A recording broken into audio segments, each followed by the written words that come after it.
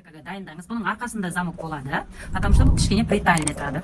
И киіп шешуге ыңғайлы болу үшін біз вытычканы арғы бетке өткізуді юбкада көрсеткен болатынмын. Сол сабақты бір қарап шықсаңыз, юбкада қалай вытычка өткізсеңіз, бұнда да тура солай өткізесіз. Орта сызықтан сызуыңыз міндетті, сол кезде дұрыс тіге аласыз. Енді артындағы вытычканы бірінші тігіп аламыз. Бұл машинаға өзіне түсетін, өзінен сәл тоқ цвет болу керек, аш цвет болмау керек. Өзінің цветінен де болса болады, бірақ яркий болып қалмасын, жібі оңып кеткен ұқсап көрінеді. Басын закрепка бересіз, вытычканы міндетті түрде 3-ге қойып аласыз, 3,5-ге. Ортасындағы сызықты бүктейсіз, ұшы шығады. Вытычканың бас жағына закрепка берілмейді. Осылай ұзындап кесе аласыз. Ортасындағы сызықты бірлестірген кезде мына екеуі бірдей шығу керек. Кішкене болғаны ол сәл запас көп босып кеткен. Ештеңе етпейді. Осы тура сызықты біріктіріп, осы жерден вытычканың шықылынсын. Басын закрепка бересіз и ұшында закрепка берілмейді. Как и естілесіз. Қазір примеркада көрсететін болам сіздерге. Мына полный вытычкаға тігілді. Енді боковой шовты қалай қосамыз? Ал арты, на боковые, на белые, на алды. Енді бұның алдының мынандай несі бар еді, естеріңізде болса. Осыны былай мынаға бірлестіріп аласыз. Үлкен шовта бірлестіріп ала беріңіз. Мына жағын бір қайырып кетесіз, например, мыняға өзі қайырылады кейін. Осыны үлкен шовта осылай тігіп ала қойыңыз, потому что жүріп кетпесін, и потом желкесін тігіп ала қойыңыз осылай. Мынау оңы, мынау лицосына оңыны қойдық, мынау тескерісі, мынау ішіне оңыны қойдық. Чтобы сыртында көру үшін мынау оңы бірлестіресіз, 2 сантиметрдегі шовты мынаның тігісімен бірдей қыласыз, ішіндегісімен емес. Қолтықтан шығарып тастайсыз артығынан, потому что белден шарп тастауға келмейді, қолтығына ой тастауға келеді. Мына бұл арты, мынау алды байланатын, мынау былай қарап тігіледі. Обработка жасап, и мынаусы былай қарап тігіледі. Екінші бетінде тап солай істеп аласыз. Желкесінде тігеміз. Енді желкесінде арт жағы бізде үлкен келеді. Не үшін арт жағы 1,5 сантиметр үлкен? Өйткені біз желке вытычкасын істемейміз, сол себепті. Енді бұл жерде 1 сантиметр тігілсе, 1 сантиметр тіккенде осылай половинасына дейін түп түзеп тігесіз, и потом қалғанын осылай кірістіресіз. Кішкене шамалы тартсаңыз кіреді. Шамалы тартып кіргеніне қарап кірістіреміз. Бұны үтіктеген кезде кетеді. Міне бұл көйлегіміздің жоғарысы дайын. Былай, примерно қалай боларын көрсетіп тұрмын. Рукавасын дайындап аласыз, примеркаға белгілеп қоясыз, бұл тескерісі, ішінде оңы тұр, былай. Ашасыз, бір бетін алып тұрасыз, примеркаға міндетті түрде бір-ақ бет дайындалады, бір бетін резинка қоятын жағын просто үлкен шовта. Тігіп сборка жасайсыз, қолыңызға лайықтап, резинканы алып, сосын готовый кезде тігесіз. Не үшін бұны примерка жасаймыз? Мүмкін ұнамай қалуы мүмкін, кеңдігі азайттыруы мүмкін, сол себепті мынаны біз просто так былай сборка жасап аласыз, екі жақтан тартып. Енді сборка болды, примерно жиып алдыңыз, не обязательно әдемі болып, былай бірлестіре саласыз. Енді бұны да тоже үлкен шовта тіксеңіз болады, потому что резинка қою үшін біз алатын болсақ және алып тастауымыз мүмкін. Біз примеркада үлкен шовта тіге береміз, 1 сантиметр. Дайын болды. Примерно осындай тең болады. Баландарын жалғап аламыз. Біріншісінде жалғанбайды, екіншісін көрсетем, барлығын солай бір-біріне жалғастырып аласыз. 1 сантиметр қылып, закрепка береміз, кәдімгі 3,5-ге тігіп, нете береміз. Біз енді оберт жасаймыз. Қалғандарын көрсетем, біреуін ғана көрсетем, қалғандарын да тура солай істеп аласыз. Үлкен шовта тігесіз. Негізі арнайы лапкалар бар. Сборка жинайтын қаласаңыз, сонымен жинауыңызға болады. Мен енді өзім осылай жинап үйренгенмін, сол үшін осылай істеймін. Олай істесеңіз де болады, ода тұрмай кішкене уақытын алады, бірақ өзіңіз ойыңыздағындай істей аласыз. Екі қатар тігіс түсіресіз, бір қатардағы сборка әдемі шықпайды, екі қатардағы сборка әдемі шығады. Ұзындығы несіне қалдырасыз. Екіншісін тура жанба-жан былай тігесіз, жанынан 0,2. Үстіне түсіп кетпейсіз, үстіне түсіп кетсеңіз сборка жақсы жиналмай қалады.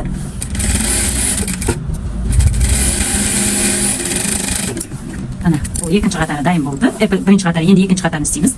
Жаңа центрін белгілеп алған жақтан тігеміз. Астына да центр белгілеп аласыз, кейінгі неге үшін, сборка үшін. Бұны да тура осылай екі қатар жүргізесіз. Қазір мен жүргізіп алайын. Екі қатар түсіресіз. 5-те, міндетті түрде 5 болу керек. Майда да түсіресіз, сборка қылынады. Ең оңай жолмен, ең оңай методикамен тігінді үйренгіңіз келсе, жақында менде марафон, курстар болып жатыр онлайн. Қатысып қойыңыз. Менде YouTube каналыма жазылуды ұмытпаңыз. Тура екінші қатарда солай тігіп аласыз. Передний үстінен тіккен болсаңыз, үстінен тартыңыз, екі тігісін былай шығарып тастайсыз, потому что біреуде бәрібір сборканың қатты қажеті жоқ бас жағының. Мына осылай тартасыз сборка. Екі қатар сборка өте әдемі көрінеді. Бір қатар сборкаға қарағанда уже разницасы болады. Асықпайсыз, әдемілеп. Самое главное, тігісіңіз өте аккуратно болса, таза болса, ол всегда приятно өзіңіз үшін де, клиент үшін де. Сборканы біркелкі тартып алдық, жаңа ортасындағы екі серединкасын бірлестіріп аласыз да, екі жаққа сборкасын бірлестіріп, тартып әдемілеп біркелкі дайындап аласыз. Мен примерно дайындап алдым. Қазір енді бұны 3-те тіге беріп, басынан жаймен дұрыстап кете бересіз. 1 сантиметрге шов жүргіземін. Ине алып аласыз, қасымызға шамалы сборкаларын біркелкі қылып, шашып, дұрыстап кете бересіз. Сантиметрде тігіп алатын боласыздар. Осылай біркелкі қылып, сборкаларыңызды тартып, 1 сантиметрде тігіп барасыз. До конца ровно тігіп кете бересіз. Жаймен дұрыстап сборкаларыңызды жайып, бір кеткі қылып, полный 1 сантиметр қылып тігіп аласыз. Да, қанса, мен қазір тігіп алайын. Сосын көрсететін боламын. Примерка жасап алдық. Енді примеркадан кейін не істейміз? Мына алдындағы бөлігін осылай московский шовтап тігіп аламыз. Міне. Мен қазір бұны қалай тігу керек екенін көрсететін боламын. Алдындағы выточкаларына, оны арқасындағы ортасына, алдындағылардың көкірек выточкасын төменге, алдындағы ортадағы выточкасын ортасына, алдынға бір-біріне қаратып, төменге қаратын, арқасын артына, арттағы тігіске қаратып үтіктеу шығасыз. Выточка үтіктеуді прямой юбкада қарап шықсаңыз болады. Желкесін ашып тастадық, примеркада кішкене шамал кесетін болды. Мынау мойын жағы мен етек жағын тігіп шығасыз. Потом боковой тігетін боласыз. Мен қазір мына бетін көрсетейін. Осы жерден шамал сөйтіп аласыз. Осын 0,02, даже 0,3 и 0,3 қылып, осылай бір қайып шығып аласыз. Осылай. И потом мойындағысын тігіп аласыз. Осылай мойын жағын тоже. Үтіктегенде тартпай үтіктейсіз, мына тікенде тартпай тігесіз. Бағыңыз істеп болмайды. Осы жоғасын тігіп аламыз. Төртке боясыз. Мынау алдыңғы жағы, иә. Мына бетіне түскен кезде тігісі ішінде қалып кету керек. Асықпай тігіп алыңыз, міндетті түрде. Ұшына дейін тігіп аласыз, прям ұшына дейін. Ұшыны не қылу қиындау, шешке болып кеткен, иә. Қалған жерден қиын емес, тура соны қайырып тігіп шығасыз. Примеркадан кейін істейсіз, примеркада кесетін жерін кесесіз, мойны жабылып қалған болса ашу керек, жерге түскен болса көтеру керек деген сияқты, иә. После примерка тігіп алатын боласыз. Примеркада қажеттілік емес, примеркаға түспеді қызымыз. Примеркасын көрсете алмадым, ничего, бір күні примерка жасағанда да көрсетсем қалай болу керек екен. Прям үстінде тұрғанда кесе ала бересіз, ода тұрған ештеңесі жоқ. Міне, бұрышына дейін тікті, кетті. Енді екінші жағын осы бұрыштан бастаймыз, иә. Осыны, осы бұрыштан бастаймыз, как и есть. Қайырасыз осылай. И бұны да қайырасыз. Бұл осы жерге дейін қайырып кетті. Бас жағын кесіп тастайсыз, ничего страшно. Ол сөйтіп нетпейді, нетпейді. Бас жағын кішкене шамал закрепка берсеңіз болды. Осыны тура басына, міне, осылай тігіп алыңыз. И сосын бастап кете бересіз. Басын ұстап тұрасыз. Асықпаңыз, ерінбеңіз, әдемілеп тігіп үтіктеп алыңыз. Мен арғы бетін көрсеттім, тігіп үтіктеп қойғам, бұнда сөйтіп үтіктеп аласыз, сосын боковойды тігетін боламыз. Мына бұрышын көріп тұрсыз, иә, оң жақтан қарап тұрғанда астынан кішкене шамалы кіргізіп тұрасыз да, бүйтіп кесіп тастайсыз. Бұл ұшы қатты білінбейді. Болды, үтіктеп жүресіз. Ешқандай қиын жері жоқ, бұны желкеге дейін тігіп алатын боламыз. Дайын болды, тігіп алдық. Бұны қатты не қылмаңыз, потому что бұл валыңыз болған ештеңе етпейді. Бұны үтікке тартып үтіктеп жүресіз. Енді боковойын тігіп аламыз қазір. 1 сантиметр қалу керек міне. 1 сантиметр. Мына жерде юбкасы тігілген кезде мынаны тістеп қалмау керек, осыны 1 сантиметр қоясыз. Мына жерге булавкаға да қойыңыз, чтобы жүріп кетпеу үшін. Тігіп алсаңыз да болады, ничего страшно. Мынаны қоясыз да, міне закрепка жасап, екіде тігіп шығасыз. Запасты қанша қойдыңыз, сонша тігіп шығасыз. Закрепка жасайсыз міндетті түрде. Бәрі бірдей болып тұруына мән беріңіз. Басына келгенде тоже закрепка беріңіз, 1 сантиметр төменнен беріңіз. Потому что мына қолтығына 1 сантиметр қойған кезде, мына ашылып кетпеу үшін, мен мына жерден закрепка беремін постоянно. Кесіп тастаған кезде мына жер қалып кету үшін, мына жерден оверлок жасайсыз. Екінші бетті тоже тура солай жасап тігіп аласыз.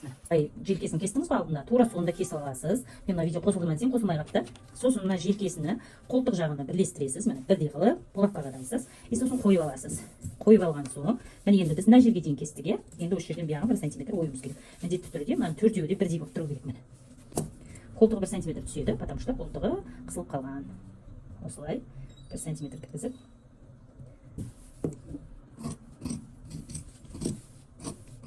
Осылай болады. Енді мынаны ашасыз. Қалай тігеміз? Бірінші баста былай ашып аласыз. Кесіп алыңыз. Полностью ашып аласыз. Алдыңғы жағы, мынау артта, иә.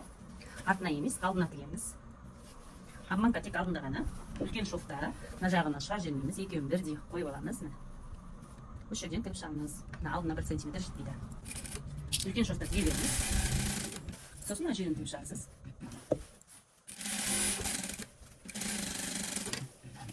Просто так тігіп шықтық. Міне екі жағында бірлестіріп тігіп алдық. Енді бұны арқасындағы желкесімен қосып тігеміз. Открой жоқ, соның үшін тіге береміз. Открой болса, бірінші открой пішіп алатын едік. Желкесін қалай тігеміз? Артық болып тұрады. Алдынан артық болып тұрады. Оны қалай тігеміз? Қазір көрсететін боламын. Қолтық жақтан келіп жатқан кезде 1 сантиметр қойып, екеуі бірдей болып тұрсын. Қыздар, бір закрепка беріп аласыз. И сосын шамалы алдыны тартасыз. Алдыңғы есіні. И тігесіз. Шамалы тартасыз. И тігесіз. И потом просто так тартпай тігіп кетесіз. Алдынан 6 сантиметр тегіс тігіліп, қалғаны сборкаға кетеді. Бұл желке выточкасы өзінен кеткен. Бұны үтіктеген кезімізде бұл даже білінбей кетеді адам денесінде. Беті мойын жақтан келген кезде қалай тігеміз, иә? Қазір екі ретінде көрсететін боламын. Екі жағы мойын жақтан келгенде басын закрепка жасап аласыз. Енді бұл мойын жақтан келе жатыр. Мойын жақтан келе жатыр. Қолтықтан немесе закрепка жасап аласыз міндетті түрде 6 сантиметрге дейін түзетіп барасыз. И соңынан бастап шамалы тартып бастайсыз. Арт жағын қолыңызбен көмектесесіз шамалы. Шамалы ғана тартасыз. Бүктеліп қалмау керек, қыздар. Не надо, бүктемейміз. Бұл бүктелмеу керек. Арқасын закрепка бересіз. Бүктелген жоқ, қыздар. Бүктелмеу керек, көріңіз бе? Bunu da ütükleysiz. Bu da ketip kalады. Енді осыны оверлок қыласыз, артқа қарап үтіктейсіз, мынаны артына қарап үтіктедік оверлок қылып, оверлокты көрсетпеймін, алдыңғы сақтарды қарап шығасыз, и сонда білесіз. Қазір біз юбканың етегін мына белге бірлестіреміз, иә. Мен көрсеттім, оверлок қылдым, үтіктедім, жоғарыға үтіктедім, міне. Қыздар, үтікпен дос боламыз, үтікпен дос болсақ, өте әдемі шығады, бірден киіміңіз бітеді. Сборка қаққан жіптерін бәрін алып тастадым. Қыздар, алып тастаңыздар, мына жақта көрініп, мына жақта құбырлап жатса некрасиво. Басқа жіпте сборкаға тастаңыз, тем более, вообще алып тастаңыз. Біріншіден идеальный әдемі шығады, бір текст болып. Енді белімізді қалай тігеміз? Беліміздің центрін белгілегенбіз, иә. Міне. Осы центрімізді, кофтаның центрін белгілеп аламыз. И мына центрі. Мына ортасы, иә. Осы жерге булавка қадап аласыз. Кішкене расичка берсеңіз де болады. Енді оңыны, жаңағы оның оңына қоясыз. Сборочкаңызды. Оңына қоясыз да, булавкаңызды осы жерден жақсылап мыңыздап қарап қоясыз. Енді осының сборкасын полный мынаған әдемдеп реттеп, дұрыстап, былай бір текст қылып, үстіне 1 сантиметрде тігесің. Басында 2 сантиметрде тіп-түзу қылып кете беріңіз, сол жерге замок қойылады, сборка жинаудың қажеттілігі жоқ. 1 сантиметрде сборкасына қарап отырып тігеміз. Үште тігеміз. Асықпай әдемдеп, өзім асығудың керегі жоқ. Киім тіккенде асығып етіп тастауды, асықпай әдемі тіккен жақсы, қайта-қайта сөйтпейсіз біріншіден. Ұнамай қалса сөйт тастамайсыз, екі рет істемайсыз, бір рет асықпай әдемдеп тіккеніңіз дұрыс. Міндетті түрде примерка жасасаңыз, сама уверенно, сенімді болып тігесіз. Қайта-қайта сөйтпейсіз, алды мойны болып қалған болса, сөйтіп, кесіп, ашып отырмайсыз. Солай да, минустарын біліп аласыздар, минустарын дұрыстап, на готовом кезде әдемі тігесіз. Примерканы көрсетейін десем, оған клиент көнбей жатыр. Көнбеді примерка. Беліні тіктік, оверлок қылдым. Бұл пәске қарап үтіктейсіз. Мыналардың бәрін жоғары қарап үтіктедік. Пәсіндегі сборкалардың бәрін жоғарыға қарап үтіктелді. Ортасынан тіктік, замокқа қалдырдық. 50 см әрбір тігісіне түсіп тұрды. Арқасында тігісі полный до конца тігілді.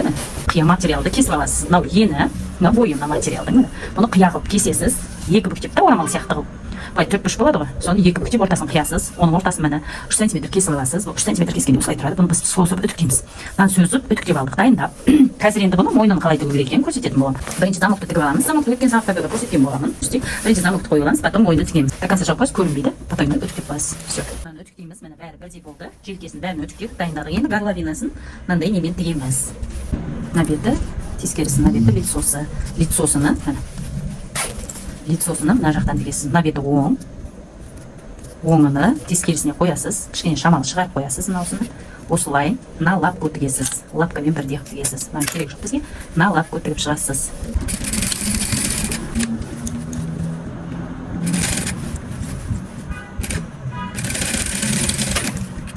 Тігіп шықты, мынаны тастайсыз басын. Екеуінде басына тастайсыз. Енді мынау оңы, мына лицосы, мынау тескерісі, мынау оңыны мына тескерісіне қойып тіктіңіз. Енді осыны былай тігіп шығасыз. Ровно екіге бүктейсіз. Потом міне бірінші қолда тігіп үтіктей басаңыз да болады.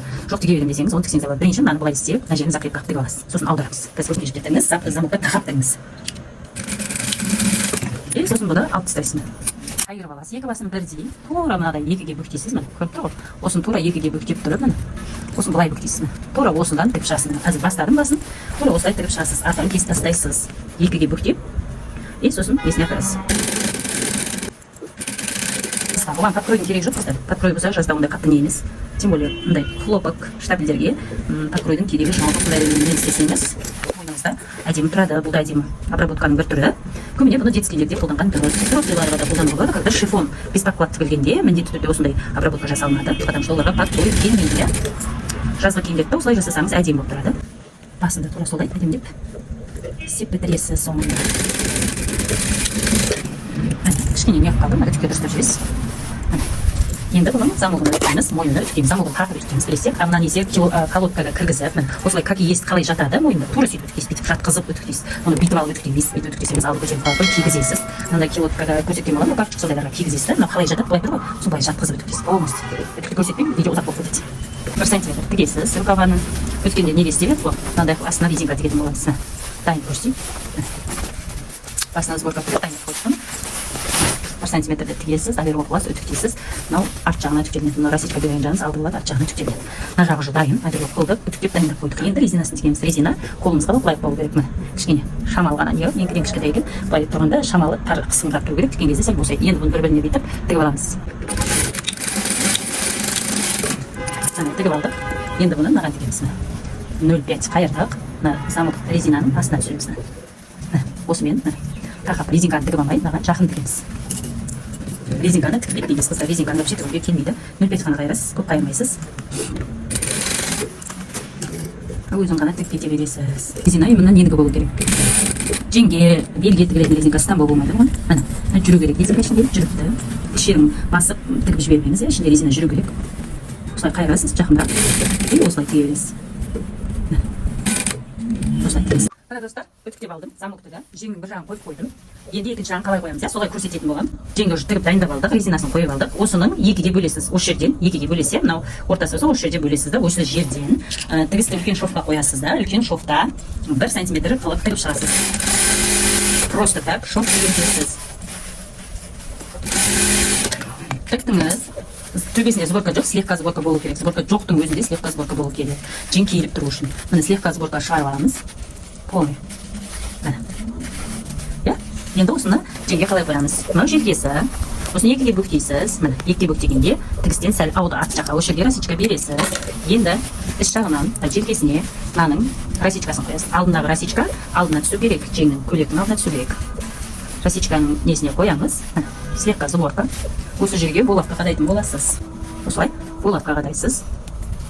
Осы жерден астындағы жаңа расичкаға қоясын. Осы жерден 1 сантиметр қылып тігесіз. Ләжі болса қолда тігіп алыңыз. Қолда тігіп алып, сосын машинкада тігіңіз. Мен бірден машинада тігемін. Негізі қолда тігіп алып тіккеніміз жақсы, әдемі шығады. Қонғанын, қалай қонғанын көріп аласыз. Енді осыны тігеміз. Машинада 1 сантиметрде. Шовты үш жағында қоясыз. Уже көйлекті, мына көйлекті кішкене тартасыз, үстіне өзіндей қоясыз. Үсті жең тартылмау керек. Вообще жеңді тартып тігуге болмайды. Жеңді тартып тігсеңіз көйлектің ішіне кіріп кетеді. Осылай көйлекті шамалы ғана тартып қоясыз. Үстіне бос жіберіп тігесіз. Енді сборкасында шамалы шығарып жібересіз. Шамалы сборка болып тұр. Шамалы. Осының үстіне 1 сантиметр тік келе бересіз. Полностью. Вообще. Өткізі кетіп қалды сборкасы. Сборкасыны тартып сөйтіп алып тастайсыз. Енді бұны аверлок қыласыз. Алдында бір-біріне қосып тіккен не бар ғой, оны да бүйтіп алып тастайсыз сөйтіп. Хорошо? Неше тігіс қалмау керек, қанша. Полный жіптерді алып тастайсыз, аверлок қыласыз, жіптерді тазалап шығасыз и все. Жең дайын, аверлок қыласыз, үтіктейсіз. Тегі қалды, көйлектің етегі закрутка істелінеді, бұны көрсететін боламын. Дайын болды да, жерін бітірдік. Енді закрутка жасаймыз, ортадағы тігістен бастаймыз. Негізі закрутка машинкасы өте басқаша болады. Мен мына кәдімгі джонами аверлок, мұны мен закрутка жасап алғам. Ол үшін мына жерде S деген жазуы болу керек. Мына жерде S, мына жерде R деген жазу болу керек. Соған кнопкасын өткізіп қоясыз. И сосын өзіне тұстас жіпті өткізетін боласыздар. Өзіне тұстас. Только мынау светі тұстас болмай қалды. Тура тұстас жіп табылмаса, жіп тігісіне қоюыңыз болады. Тігісінде жүреді. Мына екеуі тоқиды. Біреуі алдын, біреуін артын тоқиды. Енді қазір закрутка жасаймыз. Өткізіп аласыз. Орта шовты табасыз. Ортадағы шов. Осы жерден кеспейсіз, ештеңе жасамайсыз, шығып кетпейсіз. Самый главный шығып кетпеуіңіз керек, қыздар. Мына лапкасын көтеріп қойып аласыз. Қосамыз. Кішкене көрсетейін, полностью аламаймын. Шамалы ғана кесіп.